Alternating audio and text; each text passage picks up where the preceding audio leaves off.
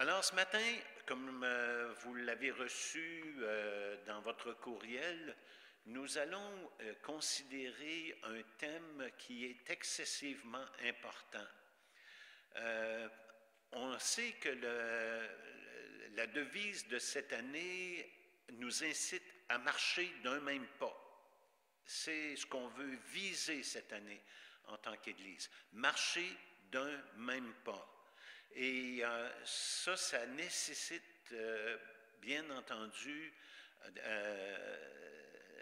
des actions bien précises. Et ce matin, nous allons considérer encore ce thème-là parce que c'est excessivement important qu'en tant qu'Église, nous apprenions à marcher d'un même pas. Et le texte que je vous ai envoyé hier, sur lequel je veux tabler, est tiré du livre d'Amos dans l'Ancien Testament. Alors le livre d'Amos, au chapitre 3 et au verset 3, Amos écrit: « Deux hommes marchent-ils ensemble sans en être convenus? » Deux hommes marchent-ils ensemble sans en être convenus? On voit que dans notre société, il y a des conventions. On ne fonctionne pas comme on veut, chacun de notre bord, puis chacun de notre manière.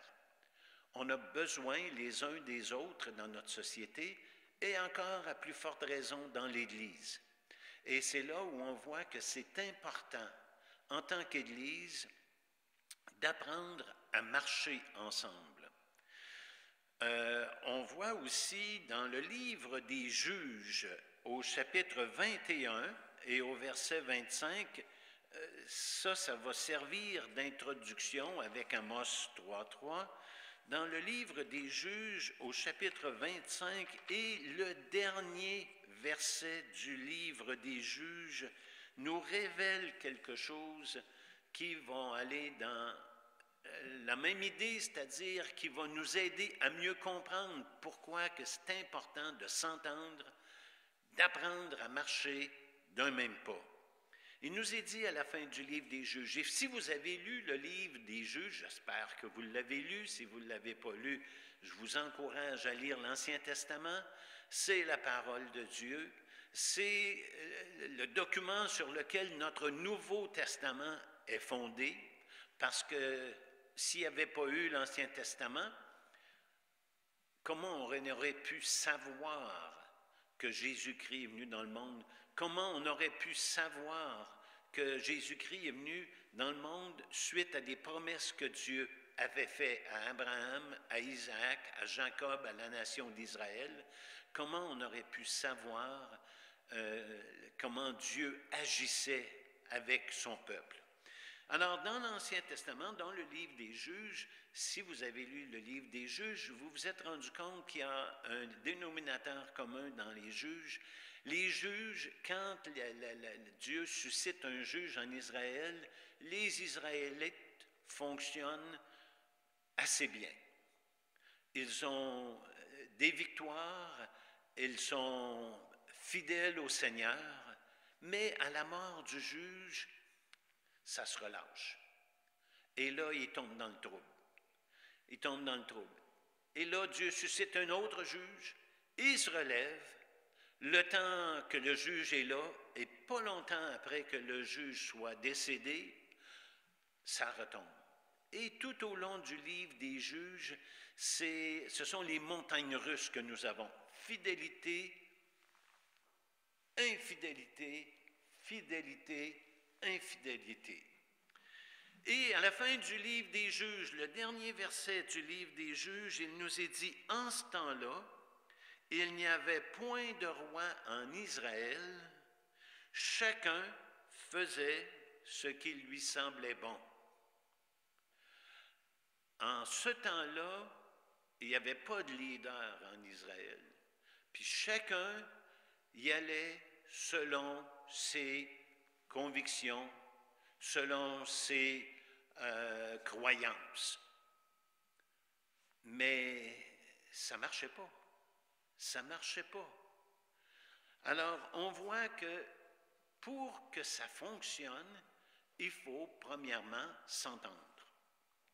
Alors nous, à l'Église baptiste évangélique de Victoriaville, on a un document qui s'appelle « Bienvenue dans la famille ». Vous allez voir sur votre écran cette page du document « Bienvenue dans la famille ». Ce document-là, c'est le document qu'on se sert pour préparer les gens à devenir membres de notre Église. Bienvenue dans la famille. Et dans ce document-là, eh bien, on a la deuxième diapositive, qui n'est pas nécessairement la deuxième page, le manuel du membre. Et on voit qu'on a dans cette page-ci et la page suivante la raison d'être de ce document-là, le but du manuel. Alors, il y a le portrait de l'Église baptiste évangélique de Victoriaville. On vous raconte l'histoire de l'Église depuis ses tout débuts. La mission de l'Église baptiste évangélique de Victoriaville, notre alliance en tant que membre de l'Église baptiste évangélique et les différentes fonctions qui sont en lien avec une Église et qui vont aider l'Église à se structurer et à fonctionner de manière à ce que tout puisse se faire dans l'ordre. On voit aussi au point 3, pourquoi est-ce qu'on doit devenir membre? Pourquoi devenir membre? Les privilèges, parce qu'il y a des privilèges à devenir membre de l'Église. Il y a des privilèges, mais il y a aussi des responsabilités. Des responsabilités, on en a. Et puis, on voit qu'il y a aussi la discipline dans l'Église. La discipline ne serait pas possible si l'Église n'était pas un corps vivant, qui n'était pas un corps actif.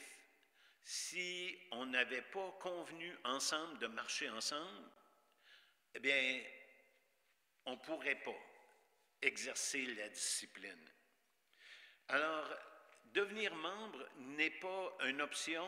Devenir membre, c'est en lien, on le voit dans l'Écriture. Un peu comme certaines doctrines de la parole de Dieu, c'est pas écrit noir sur blanc dans la Bible, vous devez devenir membre d'une église locale. Et souvent, ce que j'entends, c'est que quand il n'y a pas des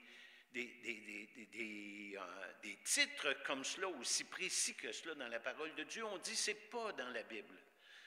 Attention, attention, le principe est là. Et nous, en tant que chrétiens, on doit rechercher à suivre les principes de la parole de Dieu.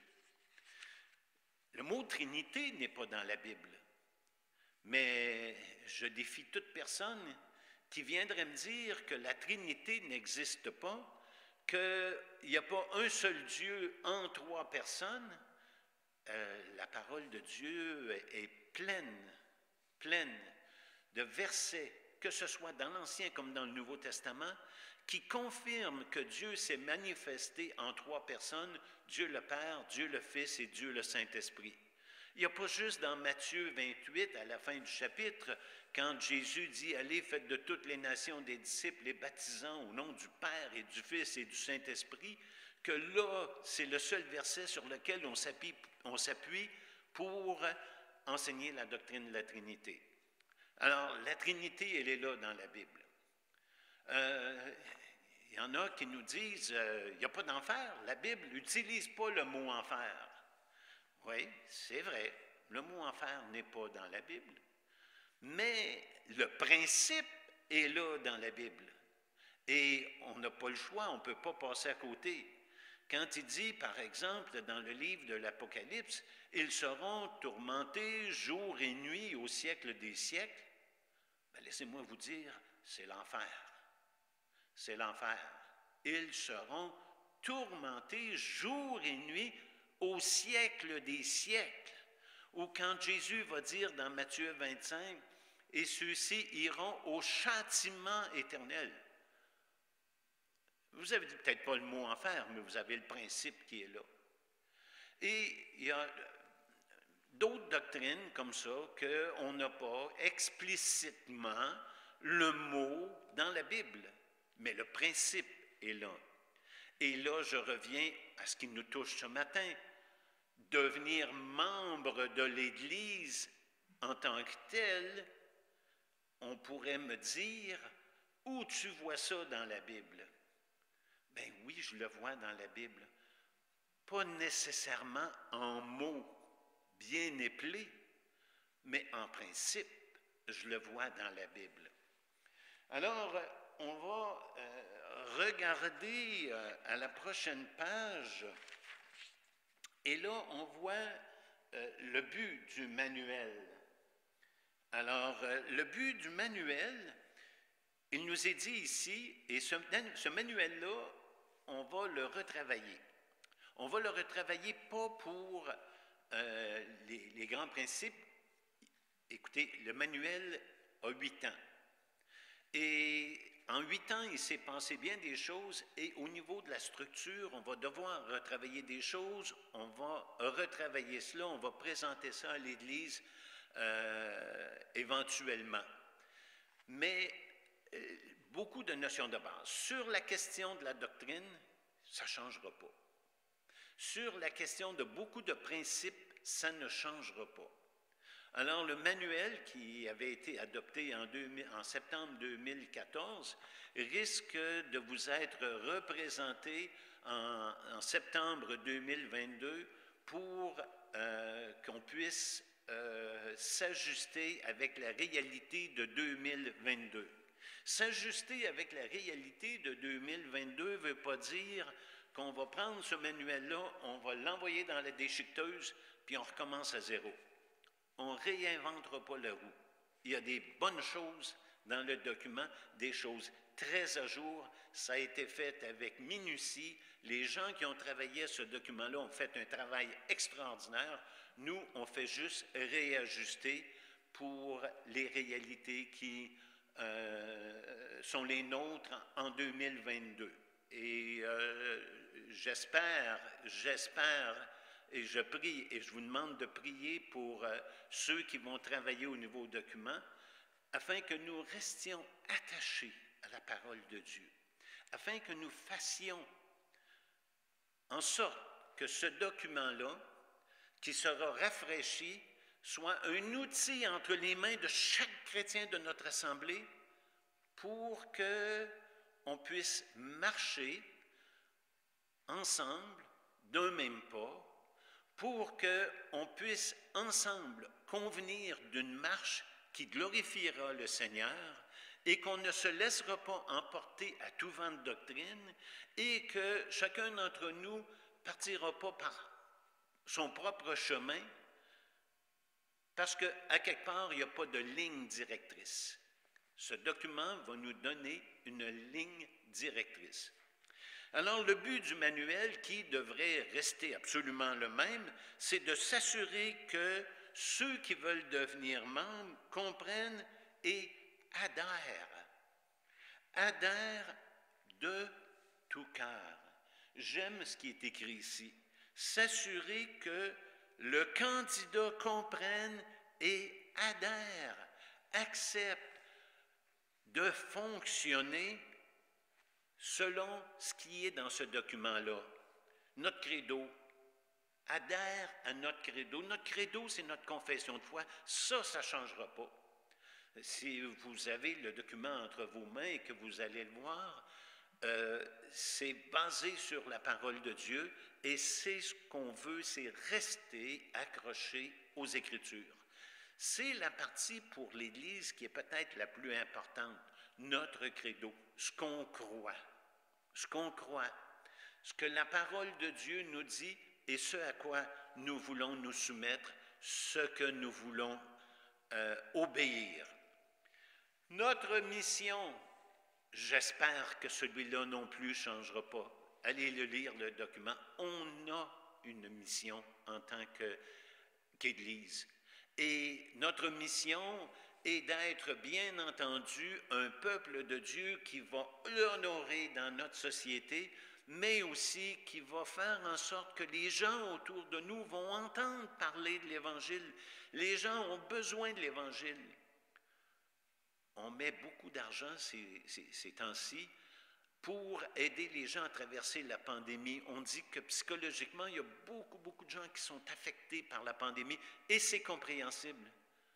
Mais est-ce que ce n'est pas encourageant pour nous qui sommes chrétiens de savoir que notre Dieu est au ciel et qu'il fait tout ce qu'il veut? Est-ce que ce n'est pas encourageant pour nous de savoir que toute chose concourt au bien de ceux qui aiment Dieu? Ça, là, ça nous permet de traverser à travers les moments difficiles qu'on passe avec sérénité. Je ne peux pas dire autrement que si ce matin vous ne connaissez pas le Seigneur Jésus, si vous êtes comme angoissé par ce qu'on vit maintenant socialement, bien la parole de Dieu, là, elle vous a été donnée comme elle m'a été donnée. C'est pour tous les hommes. Et ce que Dieu veut pour tous les hommes, c'est que tous les hommes viennent à la connaissance de la vérité, puis qu'ils trouvent en Jésus la paix. Jésus a dit, venez à moi, vous tous qui êtes fatigués et chargés, puis il dit, je vais vous donner du repos. Moi, je pense à travers la pandémie, tout comme vous, je trouve pas ça plus drôle que vous, mais à quelque part, je le sais, que mon Sauveur est avec moi, puis qu'il va me garder. Je le sais que, comme on peut lire à la fin du chapitre 8 de l'Épître aux Romains, que ni la vie ni la mort, que rien ne pourra me séparer de l'amour de Christ en Jésus-Christ. L'amour de Dieu en Jésus-Christ, pardon. Alors, c'est une assurance, c'est un réconfort. Et ça m'aide à passer à travers la pandémie. Et je vous invite ce matin à venir à Jésus et à lui remettre vos soucis, à vous appuyer sur ses promesses. Vous allez passer à travers la pandémie comme je passe à travers cette pandémie, en ayant cette certitude que Jésus vous accompagne. Si vous vous mettez sous son aile, il va vous amener à travers ces moments difficiles. Et c'est une de nos missions. Notre mission en tant que chrétien, c'est de répandre cette bonne nouvelle-là que Jésus-Christ est venu dans le monde pour sauver des pécheurs. Et Paul dit, dont je suis le premier. Dans la version anglaise, j'ai trouvé ça intéressant, dans la version King James, il dit, Jésus est venu dans le monde pour sauver les pécheurs dont je suis le chef. Je trouve ça intéressant, l'idée du chef des pécheurs. Alors, j'aimerais vous dire ce matin que si Dieu a sauvé le chef, si Dieu a sauvé le premier des pécheurs, le plus grand des pécheurs, bien, il n'y a pas un pécheur que Dieu ne peut pas sauver. Parce qu'il a sauvé le chef. Il a sauvé le premier des pécheurs, celui qui était le plus grand des pécheurs et qui se considérait le plus grand des pécheurs. Alors, venez à lui. Jésus l'a dit, je ne mettrai pas dehors celui qui vient à moi. Et c'est ça ma mission, c'est ça notre mission collectivement, de faire connaître à notre monde que Jésus est venu dans le monde pour les sauver. Il y a notre organisation. Alors là-dedans, on va voir comment nous autres, ensemble, on a convenu de fonctionner. Et bien entendu, les principes qu'on va mettre en place sont des principes qui sont basés sur la parole de Dieu ou qui ne vont pas à l'encontre de la parole de Dieu.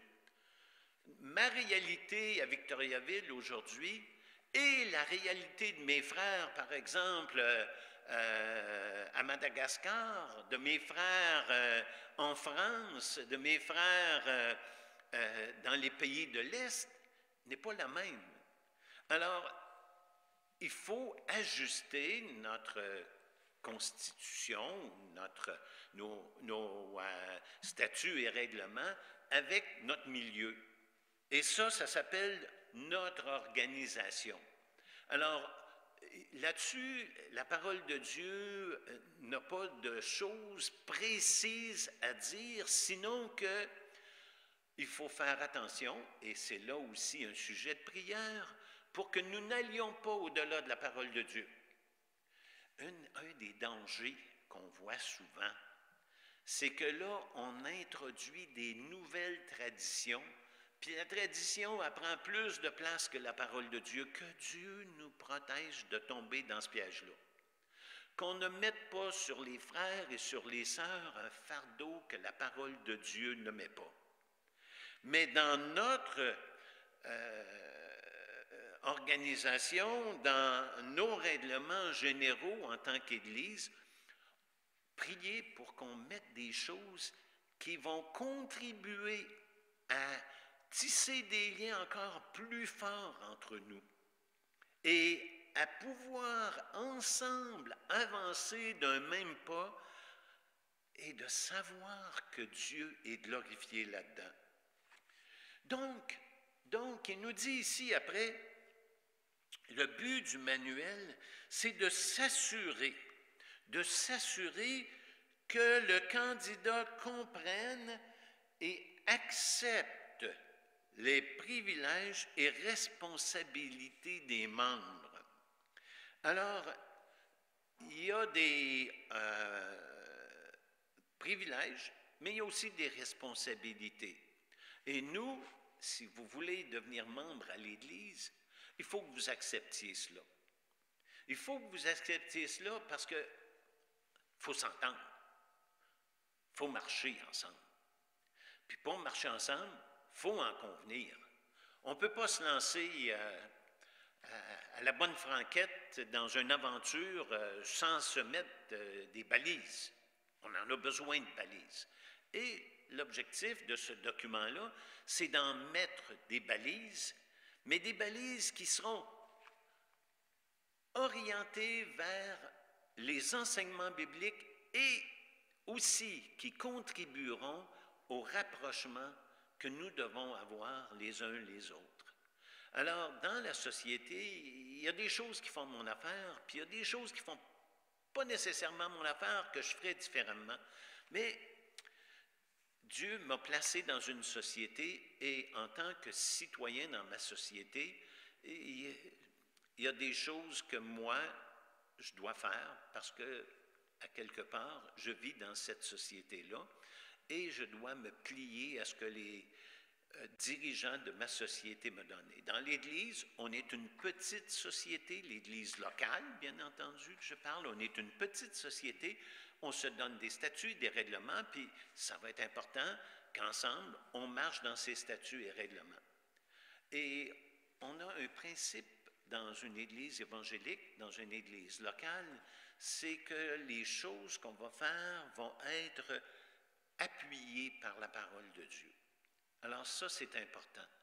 Mais si jamais c'est des choses qui, bon, c'est pas écrit dans la Bible, il y a quand même le principe de se soumettre aux autorités. Donc, il y a des gens qui sont en place, et on va le voir dans les prochains enseignements plus tard. Dieu a mis en place des gens qui vont donner une direction à l'Église. Et ma responsabilité, c'est de marcher selon ce que ces gens-là vont mettre en place pour mon bien. Si jamais, en tant que chrétien, je me rends compte qu'il y a quelque chose que ça va vraiment à l'encontre de la parole de Dieu, j'ai aussi la responsabilité d'aller voir les responsables et de leur exposer. Et ce qui peut arriver, c'est que oui, on va changer si jamais on se rend compte que ça ne tient pas la route, mais d'un autre côté, peut-être que Dieu va vous permettre de voir dans quel angle le conseil ou les anciens, les diacres ou encore le conseil d'administration ou ceux qui auront travaillé au document, qu'est-ce qui les a amenés vers telle décision plutôt qu'un autre? Et peut-être que vous allez vous rendre compte que finalement, oui, dans le contexte actuel, ce serait préférable qu'on fasse cela. Ou, je l'espère, si jamais quelqu'un vient montrer que le principe n'est absolument pas biblique et que le principe même vient à l'encontre de la parole de Dieu, vous avez la responsabilité en tant qu'individu à venir nous voir. On ne part pas en cabale devant toute l'Église, là, puis on ne commence pas à murmurer chacun de notre côté, puis de dire « Hey, t'as-tu vu ce qu'il y avait dans le document, là? Moi, je ne suis pas d'accord avec ça. » Là, tu dis ça, tu chuchotes à l'oreille de l'un, puis l'autre le chuchote à l'oreille de l'autre, puis là, il y a la fameuse réaction du téléphone, on ne sait pas comment ça va aboutir en bout de ligne. On a une responsabilité, et il y a un principe biblique que Jésus a lui-même enseigné. Il y a quelque chose qui ne marche pas, mais va voir la personne concernée, puis parle-lui-en. La personne concernée ne veut pas t'entendre.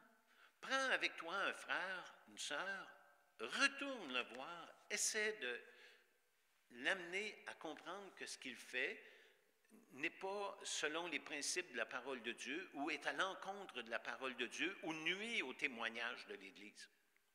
Il ne veut rien savoir, il ne veut rien entendre.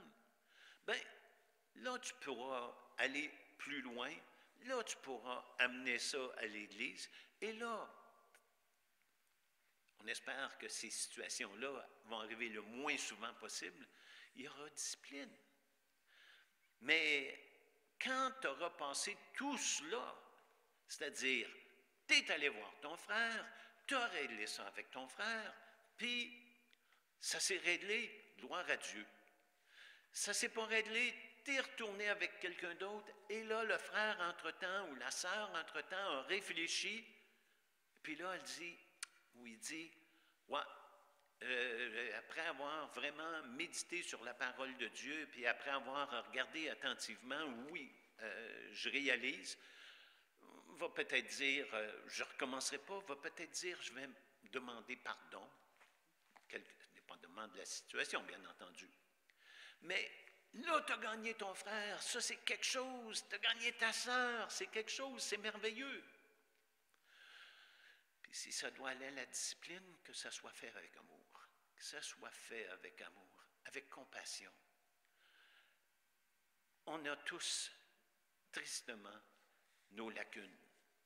Et que Dieu nous aide, que la discipline soit là pour ramener le frère, pour ramener la sœur dans le droit chemin. Mais pour exercer la discipline, moi je ne peux pas exercer la discipline sur quelqu'un qui n'est pas membre. Je ne peux pas rien faire. Je peux l'avertir, mais il n'est pas tenu de m'écouter. Il n'est pas membre. Je ne peux pas dire, je vais l'amener à l'Église, aller voir les anciens dans l'Église, puis dire aux anciens, Joe, un tel, là, ça ne marche pas son affaire, puis il n'est pas correct. La pire chose qui pourrait être faite, ou la pire décision qui pourrait être prise, ou la décision la plus forte, ce serait de dire à la personne, écoute, si tu ne changes pas ton comportement, on te demanderait de ne pas venir à l'Assemblée. On te demanderait de ne pas te présenter au local. Mais on ne peut pas faire plus que ça. On ne peut pas le mettre en discipline. Il n'est pas membre. Alors, on voit qu'il y a une importance à devenir membre. Donc, sans s'assurer que le candidat qui souhaite devenir membre accepte les privilèges, mais qui accepte aussi les responsabilités des membres. S'assurer que le candidat comprenne bien les conditions et les procédures pour devenir membre. Qui ne viennent pas me dire 6 mois, 1 an, 2 ans, 5 ans après qu'il est devenu membre, je me suis fait embarquer. On n'embarque pas personne, nous, à l'Église baptiste évangélique de Victoriaville. Vous allez venir à l'Église de votre propre gré, et c'est vous qui allez prendre la décision de venir. On n'aura pas de cachette. Ce n'est pas une société secrète. Il n'y a pas de mystère. J'aime bien, moi, quand Jésus se retrouve en jugement, et puis qu'il dit aux chefs religieux, il dit, j'ai parlé ouvertement. Je n'ai jamais parlé en secret. Allez demander à ceux qui m'ont entendu. Bien, on veut garder cette attitude-là, nous, ici, à l'Église, être transparent, Alors, il y a peut-être des choses que, à quelque part, vous n'aurez peut-être pas entendu parce que si vous venez pendant 2 mois, 3 mois, vous n'aurez pas tout entendu. Mais de façon générale, vous allez vous rendre compte qu'on ne cherche pas à embarquer les gens, puis en leur disant, ce que j'ai déjà entendu, pose pas de questions, là, viens-t'en, puis tu vas voir, laisse faire, pose pas de questions. Non, tu as des questions, pose-les. Mais le but du manuel qu'on a, le but du manuel qu'on va rafraîchir, vont rester le même. Le but du manuel, c'est que vous compreniez que les gens qui vont joindre l'Église, que toi qui es membre de l'Église, que tu comprennes bien les conditions et les procédures des membres pour devenir membre. Alors ça, c'est important. S'assurer que le candidat rencontre les conditions essentielles pour devenir membre. Alors, ça aussi, c'est important. C'est important. Comment 2 hommes peuvent-ils marcher ensemble s'ils n'en ont pas convenu? Alors, nous, ce qu'on veut, c'est qu'on va te présenter dans ce document-là les conditions. Lis le document, prends-en connaissance. Ce n'est pas un secret, ce document-là. Ce n'est pas réservé à une élite, c'est pour chaque personne qui veut devenir membre de l'Église. Alors, tu vas savoir dans quoi tu t'embarques. Et c'est ça qu'on veut. Que tu saches dans quoi tu t'embarques. Ce qu'on veut, c'est qu'on marche d'un même pas. Ce qu'on veut, c'est qu'on convienne ensemble de marcher ensemble. S'assurer que le candidat s'engage à participer activement et joyeusement à la vie de l'Église. Participer activement. Le document, c'est quelque chose qu'on va avoir dans notre tête, mais qui doit produire quelque chose dans nos jambes. On ne vient pas à l'Église pour s'asseoir sur des bancs. Nous autres, si c'est des chaises. On ne vient pas à l'Église pour s'asseoir sur des chaises. On vient à l'Église parce qu'on a le goût de s'impliquer, d'agir, d'avancer. Hein? Notre devise de cette année, marchons d'un même pas. On ne marche pas sur place, on avance. Et ça, c'est important. Alors, on veut s'assurer que ceux qui veulent devenir membres s'engagent. Vous avez encore une fois le mot « engager ». S'engage à participer activement et joyeusement. On ne tordra pas le bras à personne. Et il faut que ce que tu vas faire, puis on va faire tous nos efforts pour que tu trouves ta place dans l'Église, puis que tu vois ton utilité dans l'Église, puis que tu aies de la joie à servir dans l'Église. L'apôtre Paul a écrit aux Philippiens alors que lui-même, à ce moment-là, il était en prison. Il n'y a rien de drôle à être en prison. Et dans ce temps-là, ce n'était pas les prisons qu'on a aujourd'hui. Les prisonniers n'étaient pas traités comme les prisonniers sont traités aujourd'hui. Et l'apôtre Paul a écrit dans Philippiens 4.4 quelque chose venant d'un homme qui est persécuté, qui est pourchassé, qui est en prison, qui aurait toutes les raisons de murmurer, humainement parlant, de chialer et de s'apitoyer sur sa condition. Il exhorte ceux qui sont en liberté en leur disant « Réjouissez-vous dans le Seigneur ». Je le répète, réjouissez-vous. Comment on peut se réjouir dans une telle situation? Bien, en comprenant qu'on est dans la volonté de Dieu. Si vous avez lu le livre des Actes des Apôtres, et j'espère surtout ceux qui sont membres de l'Église, que vous avez lu le livre des Actes des Apôtres, les apôtres se sont fait coincer.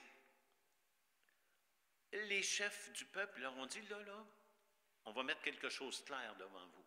On ne veut plus vous entendre parler au nom du Seigneur Jésus. On ne veut plus que vous parliez de ce nom-là.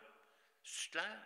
Parce que si vous continuez de parler de ce nom-là, nous autres, on va revenir à la charge et on va vous régler votre cas. Il nous est dit dans la parole, dans le livre des Actes des Apôtres, que les apôtres se sont retrouvés ensemble, ont prié, et ils étaient joyeux. Joyeux de quoi? Joyeux d'avoir été trouvés dignes d'être persécutés pour le nom de Jésus. Ça, là, ça prend vraiment l'Esprit de Dieu pour agir comme ça. Et les chrétiens ont toutes les raisons d'être joyeux en tout temps. Quand moi, je pense à mon salut, au fait que après ma mort, je m'en vais avec Dieu. Quand je pense, cette semaine, je pensais à mon frère Émilien, qui est soulagé de ses souffrances, qui est avec son Dieu. Je l'envie quasiment.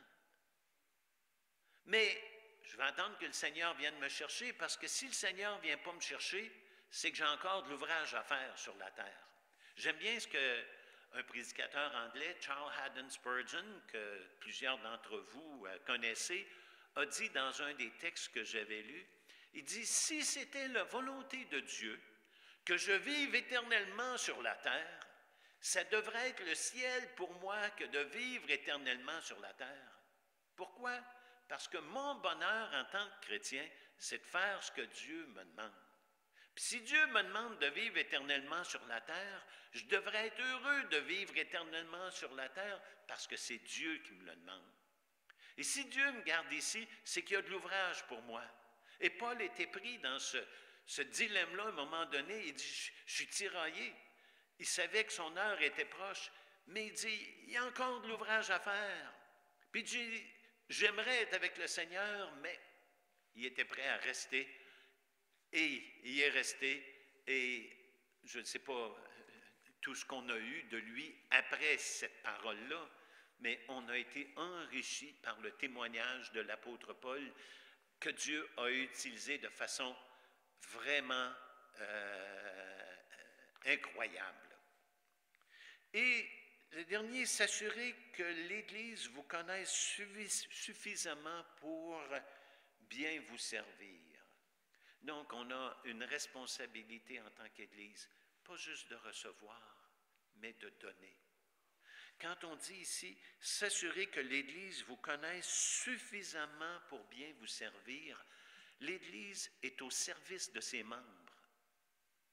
L'Église travaille pour ses membres.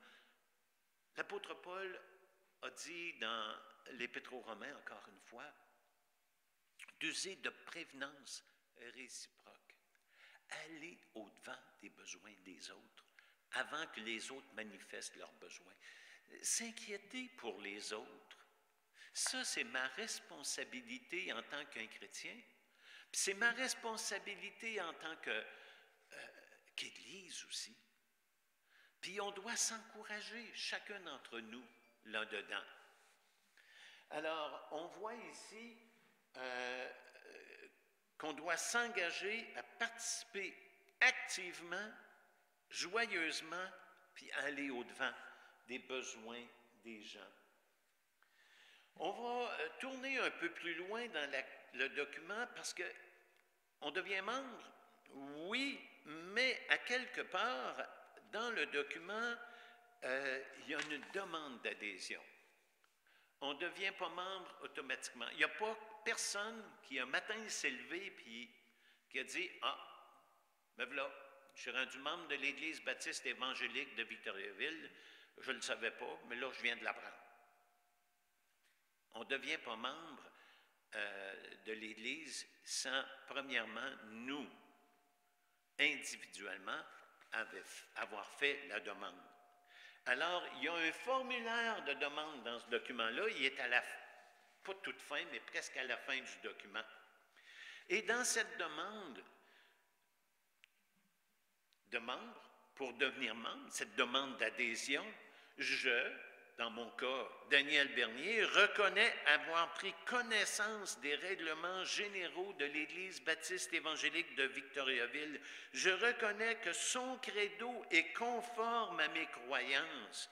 J'accepte, et là c'est important, j'accepte les conditions et applications des règles et principes de l'organisme et toute autre procédure contenue dans ce règlement, dans ces règlements. J'accepte. Comment deux hommes peuvent-ils marcher ensemble sans en être convenus? Bien, c'est ça, là. C'est ça, devenir membre. C'est que j'accepte de fonctionner dans mon Église. Et j'en fais la demande aux responsables de l'Église. Je ne donne pas ça à quelqu'un qui est dans l'Église, là, puis que... Et là, l'Église, vous allez le voir dans le document pour ceux qui vont en prendre connaissance, il y a une procédure à suivre pour qu'on puisse vous accepter comme membre. La procédure, elle est très, très simple. Et on ne vous demande pas d'avoir un bac en quoi que ce soit. On ne vous demande pas d'avoir des hautes études. On ne vous demande pas d'avoir un compte de banque. On vous demande simplement d'adhérer à ce qu'il y a là-dedans. Et de dire, moi, je suis prêt à marcher avec vous en tant qu'Église, parce que ce que vous annoncez, ce que vous vivez, ce que vous proclamez, bien, moi, je veux m'associer à ça. Puis je veux faire partie de l'Église. Je veux faire partie de ce regroupement-là. Je veux faire partie avec vous de ce ministère-là, de cette œuvre-là. Je veux trouver ma place dans l'Église, puis je veux fonctionner dans cette Église-là, puis je veux glorifier Dieu dans cette Église-là. Alors ça, c'est vraiment important. Donc, on n'entre pas dans l'Église qui il veut, quand il veut, puis à la manière qu'il veut. Il y a un formulaire d'adhésion et le document vous a préparé à prendre une décision éclairée. Maintenant, on revient un peu plus tôt dans le document et là, ça devient important. Les pages que vous avez devant vous à l'écran, eh bien, c'est... Donnez-moi 2 petites secondes, je vais revenir dans mon propre document. Alors, c'est au tout début du document, et là, il y a quelque chose qui est très important. Alors, vous avez, à la page 5, notre vision. OK? Alors, dans notre vision, vous avez aussi notre alliance. Et là, ce que j'ai fait, c'est que je vous ai montré les 2 pages telles qu'elles sont. OK? Alors, vous avez la page 5 et la page 6. OK? C'est ce que vous voyez à votre écran. Mais moi, j'ai pris ces textes-là et je les ai remis. J'en ai fait une page. Donc, ce que vous avez là, maintenant à l'écran, avec la surbrillance en jaune, là, ce sont ces 2 pages-là, mais je les ai mis en plus gros pour que vous puissiez les lire, parce que ce que j'avais peur, c'est que ça soit à votre écran, puis qu'il faille vous soyez obligé de prendre une loupe pour regarder. Mais ce que j'ai mis ici, c'est notre alliance. Notre alliance. Une alliance, c'est quoi? C'est un accord formel entre 2 parties. Alors, c'est un accord qui est formulé avec précision et puis qui, excluant toute incertitude et toute ambiguïté. Alors, une alliance, c'est ça. C'est un accord formel entre 2 personnes. Là, vous allez me dire, ouais, l'alliance. T'as pris ça où, toi, l'alliance? Bien, si vous me posez la question, bien, je vais vous donner une réponse. Dans la Bible, le mot alliance est utilisé au moins 317 fois. Fait que c'est là. On n'a peut-être pas Trinité, on n'a peut-être pas enfer, mais on a alliance. En anglais, j'ai été surpris parce qu'en anglais, le mot c'est covenant. Mais j'ai découvert, c'est bon des fois d'aller étudier les mots puis de regarder un peu plus profondément, que le mot covenant est covenant en français. J'ai été surpris parce que moi j'étais certain que c'était un mot anglais. C'est aussi un mot français, mais c'est du vieux français. Et ça a exactement le même sens. Vous pouvez aller voir, mais c'est du vieux français. Alors, il y a été un temps où on utilisait ce mot-là et ça a le même sens que alliance. Le mot hébreu pour alliance, c'est bérit. Il est utilisé 284 fois dans l'Ancien Testament. Si vous voulez le faire, ça se fait, vous avez tous des marqueurs. Bien, quand vous le voyez, prenez-le en note ou surlignez-le. Et vous allez voir que dans votre Bible, partout dans l'Ancien Testament, vous allez retrouver ce mot-là, alliance. Dans le Nouveau Testament, c'est diatheke. Diatheke, c'est le mot alliance. Il est utilisé 33 fois. Et on voit que c'est un engagement entre deux personnes. C'est ça une alliance. Un engagement, c'est un accord, c'est un pacte entre deux personnes. Et là, le pacte, il était entre, par exemple, Noé et Dieu. Ça, vous allez le voir dans le début du livre de la Genèse. Entre Abraham et Dieu. Entre Isaac et Dieu. Entre Jacob et Dieu. Entre la nation d'Israël et Dieu. Nous, l'Église, on est entré dans la nouvelle alliance. Et c'est toujours un pacte avec Dieu en Jésus-Christ. Mais c'est une alliance. Il se retrouve fréquemment dans l'Épître aux Hébreux, où l'auteur de l'Épître aux Hébreux nous resitue dans le contexte de et l'Ancien et le Nouveau Testament, où il fait des parallèles entre l'Ancien et le Nouveau Testament. Et où il nous montre que nous sommes, nous aussi, le peuple de Dieu de la Nouvelle Alliance, en alliance, dans un pacte avec Dieu, en accord formel entre Dieu et nous en tant qu'Église. Et là, ça devient important. Alors, si vous lisez le texte que vous avez devant vous, que j'ai grossi, c'est notre alliance. Alors, pas de doute, l'alliance, c'est là dans la Bible. Je ne peux pas vous donner tous les versets ce matin. Il y en a 284 dans l'Ancien, puis, comme je le disais, il y en a 33 dans le Nouveau. Mais il y a l'idée d'alliance dans notre alliance en tant qu'Église.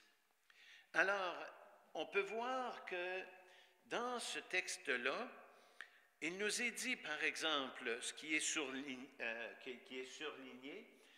alors, en alliance l'un avec l'autre pour former qu'un seul corps en Christ. OK? Alors, il nous est dit ici que nous entrons maintenant solennellement et joyeusement. C'est bien dit, ça. Solennellement, c'est quelque chose de sérieux. solennellement et joyeusement. Puis, je ne sais pas qui a pondu ce texte-là, mais je sais qu'il l'a signé. Patrick, Benoît, Steve et Claire ont signé ce document-là. Quand vous allez l'avoir, si vous prenez la formation incessamment, vous allez retrouver cela. Et moi, je loue Dieu pour la façon dont ils ont rédigé ce texte-là. Il nous est dit, nous entrons maintenant solennellement et joyeusement. Ça, j'aime ça. En la présence de Dieu. Wow! Là, ils ont poussé encore un peu plus loin, puis j'aime doublement ça. Des anges et de 7 assemblées, l'Église baptiste évangélique de Victoriaville, en alliance l'un avec l'autre. On va regarder ça en tant qu'Église incessamment, la notion de les uns les autres, là. Puis vous allez voir que c'est quelque chose qui est aussi omniprésent dans la parole de Dieu et puis qui est important de comprendre. L'un avec l'autre pour former qu'un seul corps en Christ. Notre Église locale, c'est ça qu'on veut être. Un seul corps en Christ. C'est pourquoi, et là il y a un mot important, parce que quand vous allez avoir signé la page qui est avant, c'est que vous allez avoir lu ça, puis vous allez l'avoir accepté. Il est dit ici, c'est pourquoi nous promettons avec le secours de Dieu, parce que c'est une promesse, puis on a besoin que Dieu nous accompagne pour qu'on soit trouvé fidèle dans cette promesse, d'abandonner les sentiers du péché et de marcher dans ceux de la justice tous les jours de notre vie. Puis c'est ça que Dieu veut de nous. Paul, en écrivant aux Thessaloniciens, il a dit, ce que Dieu veut, c'est votre sanctification. Ça va se faire en Église, ça. On va s'encourager, s'exhorter ensemble dans la sainteté. Ce que Dieu veut, c'est votre sanctification. Alors, ensemble, on veut travailler à ça. On veut devenir le corps de Christ à Victoriaville. On continue dans ce but. Et là, encore une fois, nous engageons à travailler seuls. Là, vous vous demandez si j'ai le même texte que vous, hein? Oui, vous avez le même texte que moi. Nous nous engageons à travailler ensemble. Marchons d'un même pas. Ensemble. Travailler ensemble. Et c'est un engagement qu'on prend ensemble à travailler ensemble à la prospérité de cette assemblée, de cette Église, et son développement spirituel. Alors, en devenant membre de l'Église baptiste évangélique de Victoriaville, ceux qui deviennent membres s'engagent à travailler ensemble. Et ça, c'est pas facile nécessairement. Moi, je vois ça un peu comme... moi, je suis marié. Et puis, je ne pouvais pas comprendre.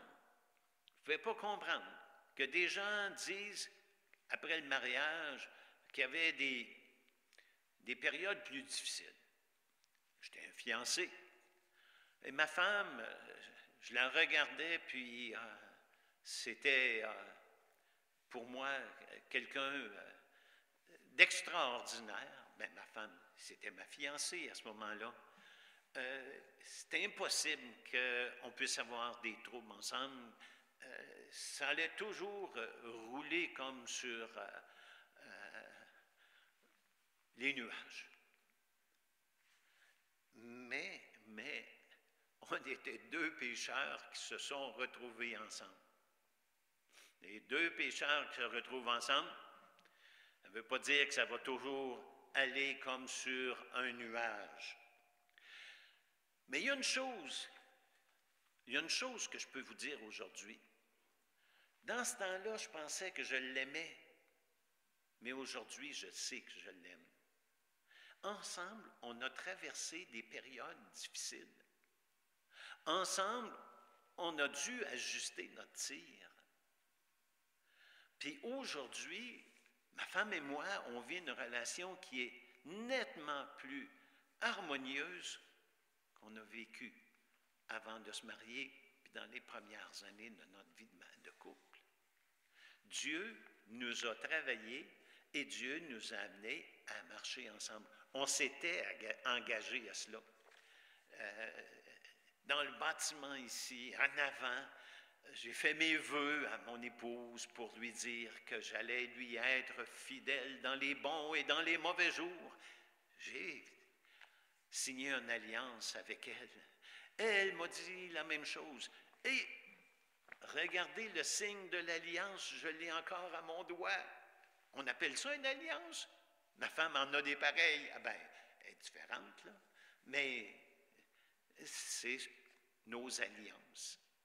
Et ça, ce signe-là, on se l'est donné pour dire, tous les jours de notre vie, on va marcher fidèlement l'un envers l'autre. Alors, on voit qu'on a signé une alliance, Christine et moi. Et à un moment donné, l'officiant qui était qui nous a mariés, M. Thomas Carson, nous a fait signer des papiers comme de quoi qu'on s'engageait à mettre en pratique ce qu'on venait de se dire l'un l'autre. Alors, nous nous engageons à travailler ensemble. À quoi? À la prospérité de cette Église et à son développement spirituel. Alors là, on a pris un engagement ensemble. On voit à l'autre paragraphe, nous nous engageons aussi à faire des efforts. Faire des efforts, c'est pas acquis. On va travailler. On va y travailler. On va faire des efforts. On va retrousser nos manches. On va y travailler. À faire des efforts pour maintenir le culte domestique, observer la prière secrète, instruire nos enfants. Et voyez-vous, il y a plein de choses. Où est-ce qu'en tant que membre de l'Église, j'ai dit, moi là, je m'engage là-dedans. Je m'engage. Je rentre en alliance avec l'Église et je vais travailler à cela. Ensemble. J'ai convenu avec l'Église de Victoriaville d'avoir cette attitude-là. On voit aussi ensuite, nous nous engageons à nous abstenir de l'intempérance, à être zélés dans nos efforts pour avancer le règne de Jésus-Christ dans le monde. Un autre engagement qu'on a pris, un autre point de l'alliance dans lequel on s'engage quand on devient membre de l'Église baptiste évangélique de Victoriaville. Sur l'autre page, vous l'avez en bas, les 2 derniers paragraphes, nous nous engageons de plus à marcher dans la charité fraternelle. On s'engage à marcher dans la fraternité, dans la charité fraternelle. Être bons les uns envers les autres. Avertissant nos frères qui s'égareront et recevant leur avertissement. Pas juste aller voir les autres, mon frère, là, j'aurais des choses à te dire, là. Tu aurais avantage à... Mais accepter que quelqu'un d'autre vienne me dire, Daniel, regarde, tu as dit telle chose, tu as posé tel geste. J'aimerais ça pouvoir prendre le temps de m'asseoir avec toi puis regarder ce que tu as fait, parce que ça n'honore pas le nom de Jésus-Christ. Et je devrais être, en tant que chrétien, capable d'accepter. Je me suis engagé à accepter que quelqu'un vienne me dire que dans certaines démarches, dans certaines situations, j'aurais besoin de réajuster mon tir. Et il nous est dit ici, en recevant leur avertissement avec douceur et affection chrétienne, à nous souvenir des uns et des autres dans nos prières. Et qu'on a besoin d'apprendre à prier les uns pour les autres. On a besoin d'apprendre cela. Que Dieu nous aide à être trouvés fidèles là-dedans, c'est un engagement qu'on a pris. À nous entraider dans la maladie et dans la détresse où je vous ai demandé. On a notre sœur Hélène là, qui vit un moment difficile. On a d'autres frères et sœurs. La prévenance réciproque va vous faire voir d'autres frères et d'autres sœurs qui passent un mauvais coton. Soyez là pour les encourager, pour les aider, pour leur offrir votre disponibilité. Et puis il nous dit à cultiver la sympathie dans nos sentiments et la courtoisie dans nos paroles, à être lent à nous offenser, lent à nous offenser. Ah, qu'on a besoin d'apprendre. Apprenons à nous aimer les uns les autres profondément, mais à être toujours prêts à la réconciliation. Être prêt à la réconciliation. L'unité de l'Église. Jésus a dit, c'est par l'amour que vous aurez les uns pour les autres que le monde va voir que vous êtes mes disciples.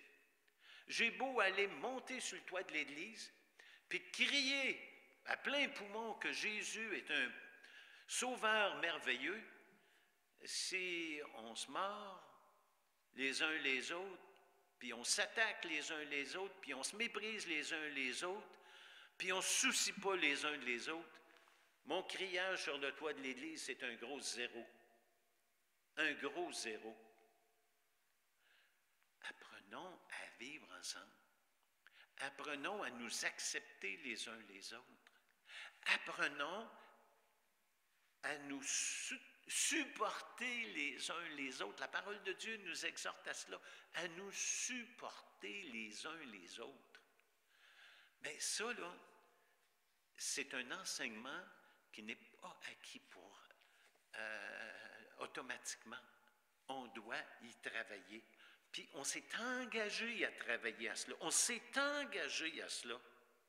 Mais toujours prêt à la réconciliation et selon l'exhortation du Seigneur, à la rechercher avec empressement. Alors, joignons-nous les coudes, marchons d'un même pas. Et comme il dit dans Amos, convenons ensemble de marcher par ces règles-là. Et puis, il va se passer des belles choses dans l'Église. Puis, ça va être agréable d'être membre de l'Église baptiste évangélique de Victoriaville. Et le dernier, nous nous engageons encore une fois, le mot engagé, nous nous engageons encore à ne pas négliger de nous joindre, si possible, à une autre Église.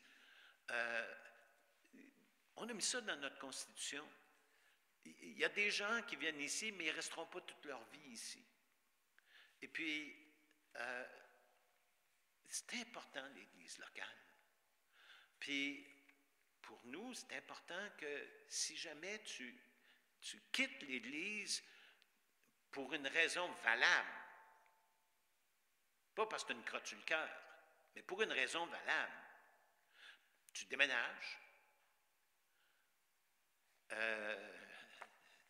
ta vie prend une autre direction, puis tu t'en vas à Chibougamau, bien, il y a une église à Chibougamau. Viens-t'en pas ici à tous les dimanches. Reste à Chibougamau, parce que tu ne feras même pas le voyage dans la journée. Alors, va-t'en là-bas, joins-toi à l'église là-bas, associe-toi avec eux autres, puis eux autres, ils vont nous contacter parce qu'ils vont vouloir savoir et avoir l'assurance que tu es quelqu'un qui a marché fidèlement dans ton église locale à Victoriaville. Puis nous autres, on va être tristes de te perdre, puis on va leur envoyer une lettre, puis on va les féliciter de t'accueillir, puis on va leur dire, dans la mesure du possible, tes forces. Où est-ce que tu auras ton plein épanouissement parce qu'on va te connaître, parce qu'on va s'être frottés beaucoup ensemble. Alors, on a des engagements ensemble. Une église locale, c'est une communauté qui s'engagent les uns envers les autres. C'est pour ça qu'on ne quitte pas l'église locale sur un coup de tête. C'est pour ça qu'on ne se promène pas. Moi, ça me fait toujours drôle. Je ne peux pas dire que c'est drôle. Ça m'attriste de voir que des gens magasinent une église. Comme si on pouvait magasiner ça. Ça ne fait plus d'affaires dans mon église, je vais aller dans l'autre. Non. Non. C'est pas ça, l'église locale. On s'engage ensemble. Alors, chers frères et sœurs, membres de l'Église baptiste évangélique de Victoriaville, je voulais qu'on revise ça ensemble et qu'on comprenne ce à quoi on s'est engagé. Toi qui considères devenir un membre de l'Église baptiste évangélique de Victoriaville, je voulais que tu saches dans quoi tu t'engages, que c'est une alliance. Puis, toi qui as des doutes sur le fait d'être membre d'une Église, viens nous voir, ça va me faire plaisir. Puis il y a d'autres membres dans l'Église qui vont être fiers, puis ils vont être heureux de te montrer pourquoi c'est important que tu te joignes à une Église locale. Je vais revenir là-dessus dans un autre message sur la place de l'Église locale dans le Nouveau Testament. Mais c'est important, c'est Dieu qui a mis en place l'Église locale. Et c'est important de marcher dans les voies que Dieu a mis en place. Dieu n'a pas mis ça parce que ce serait quelque chose, ça devrait être pas pire. Non, parce que c'est essentiel. C'est essentiel. Et joins-toi à l'Église si tu ne l'es pas. Puis si tu es déjà membre de l'Église, relis ton document. Ça fait du bien. Ça fait du bien parce que tu vois dans quoi tu t'es engagé, tu vois dans quoi tes frères se sont engagés. Comment deux hommes peuvent-ils marcher ensemble sans en être convenus? Bien, on a convenu de marcher ensemble, que Dieu nous donne de marcher selon la convention, le pacte qu'on a pris ensemble. Et que Dieu nous donne d'être à Victoriaville une Église qui glorifiera Dieu d'un bout à l'autre de la ville et de la région. Que Dieu nous donne d'être une Église de Jésus-Christ selon le plan biblique. Courbons-nous dans la prière. Merci Seigneur de la grâce que tu nous donnes d'avoir une Église à Victoriaville qui aime ta parole, qui veut propager ta parole, d'avoir une Église où est-ce que les membres peuvent se serrer les coudes ensemble, convenir ensemble, de faire des choses ensemble pour ta gloire, peuvent convenir ensemble de marcher d'un même pas pour la gloire de Christ. Merci Seigneur pour l'Église baptiste évangélique de Victoriaville. Donne-nous d'être une lumière. Donne-nous Seigneur Dieu d'être le sel de la terre dans Victoriaville, dans la région des Bois-Francs, dans la MRC d'Arthabasca, et que ça puisse se répandre jusqu'aux extrémités de la terre, Seigneur Dieu. Donne-nous d'être une Église que tu seras fier. On veut te plaire, Seigneur, en tant qu'Église. Aide-nous à être trouvés fidèles à nos engagements, qui, comme on l'a vu ce matin, te glorifieront. Merci, Seigneur Dieu, pour l'Église de Victoriaville. Merci pour chacun des membres de l'Église de Victoriaville. Merci pour ceux qui considèrent devenir membres de l'Église baptiste évangélique de Victoriaville. Seigneur, donne à ceux qui n'ont pas encore cette vision de voir que nous sommes un peuple qui veut vivre pieusement pour Jésus-Christ, puis qui souhaite se joindre à nous pour glorifier ton nom dans Victoriaville, dans la MRC d'Arthabasca, dans les Bois-Francs et jusqu'aux extrémités de la terre. Je te prie cela au nom de Jésus-Christ, mon bien-aimé Sauveur. Amen.